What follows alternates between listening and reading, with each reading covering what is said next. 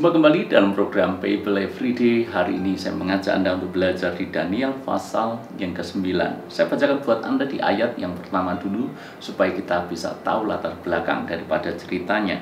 Pada tahun pertama pemerintahan Darius anak Ahasiveros dari keturunan orang Media, yang telah menjadi raja atas kerajaan orang Kasdim, pada tahun pertama kerajaannya itu, aku Daniel memperhatikan dalam kumpulan kitab jumlah tahun yang menurut firman Tuhan kepada Nabi Yeremia akan berlaku atas timbunan puing Yerusalem, yakni 70 tahun.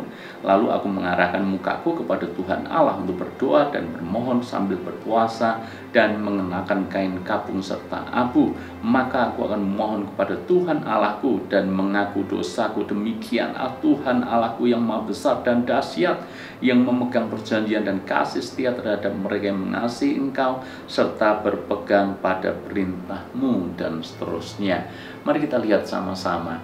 Di dalam pasal 9 ini Daniel berdoa, Daniel bersyafaat. Untuk siapa? Tentu saja untuk bangsanya, bangsa Yehuda yang telah mengalami pembuangan di Babel. Maka ketika menyelidiki kitab Yeremia seperti yang tertulis di dalam ayat 2, Daniel tahu bahwa masa yang ditentukan adalah 70 tahun. Maka Daniel minta belas kasihan Tuhan supaya Tuhan tidak bertangguh, sehingga ketika 70 tahun itu selesai, maka bangsa Yehuda dikembalikan kembali ke Yerusalem sana, dibebaskan daripada cengkraman bangsa asing, dan kembali bisa membangun bait suci, membangun kembali tembok seperti yang Tuhan telah janjikan. Sesungguhnya kalau kita menyelidiki ayat ini, kita bisa merenungkan sebuah kebenaran yang indah. Ingat, Daniel adalah kepercayaan Raja Darius. Daniel adalah wakil raja. Bahkan Darius menempatkan Daniel di atas seluruh kerajaan atau seluruh wilayahnya. Kesimpulannya, Daniel itu sudah dalam posisi enak, dalam posisi nyaman. Kebanyakan orang kalau enak, kalau nyaman, lupa dari mana dia berasal. Yang penting dia bisa menikmati terus.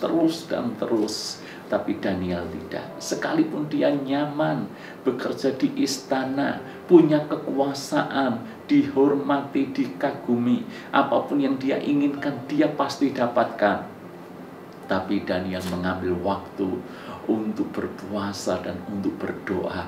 Kenapa? Karena mengingat bangsanya berada dalam pembuangan. Itu sebabnya dia mohon kepada Tuhan supaya Tuhan menggenapi janjinya, yaitu memulangkan mereka kembali ke Israel sana. Kita membaca ayat yang ke-17. Oleh sebab itu dengarkanlah ya Allah kami doa hambamu ini dan permohonannya, dan sinarilah tempat kudusmu yang telah musnah ini dengan wajahmu demi Tuhan sendiri ya Allahku.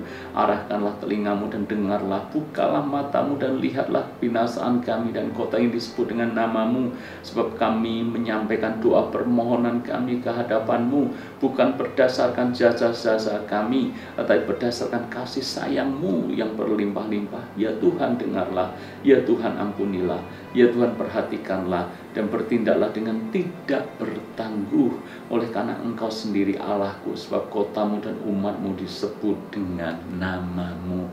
Daniel bahkan minta ampun kepada Tuhan, mewakili bangsanya yang sudah berpaling dan meninggalkan Tuhan sehingga harus dihukum dan berada dalam pembuangan ini. Daniel bersyafaat supaya Tuhan segera bertindak dengan tidak bertangguh. Artinya kalau masa 70 tahun itu selesai, maka Tuhan segera menggenapkan janjinya. Ini merupakan teladan yang indah bahwa kita menjadi orang percaya, kita menjadi orang Kristen, kita juga wajib mendoakan bangsa dan negara kita. Kita wajib mendoakan kota kita, sebab kesejahteraan kota kita itu tergantung daripada doa-doa kita kepada Tuhan. Karena firman Tuhan menulis, usahakanlah kesejahteraan di kota di mana aku buang, sebab kesejahteraannya merupakan kesejahteraanmu. Saudaraku yang dikasihi oleh Tuhan, Tuhan, di sela-sela waktu kita, di jam-jam doa kita secara pribadi, ambil waktu untuk berdoa bagi bangsa dan negara ini.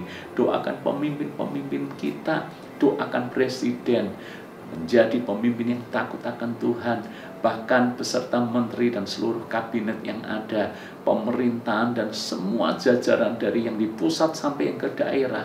Doakan terus, sebab kita tahu ada kasih karunia atas bangsa dan negara kita. Ada kasih karunia atas kota kita. Ketika orang percaya mengambil waktu untuk berdoa, saya percaya akan terjadi mujizat. Yang terutama kita rindukan, hujan pertobatan akan terjadi atas bangsa dan negara ini. Dan begitu bangsa ini bertobat, maka kita lihat pemulihan akan Tuhan nyatakan secara luar biasa. Daniel sudah berdoa untuk bangsa dan negaranya. Bagaimana dengan kita? Mari orang percaya melakukan apa yang sudah diteladankan Daniel. Ambil waktu untuk berdoa bagi Indonesia dan bagi kota Anda. Tuhan berkati.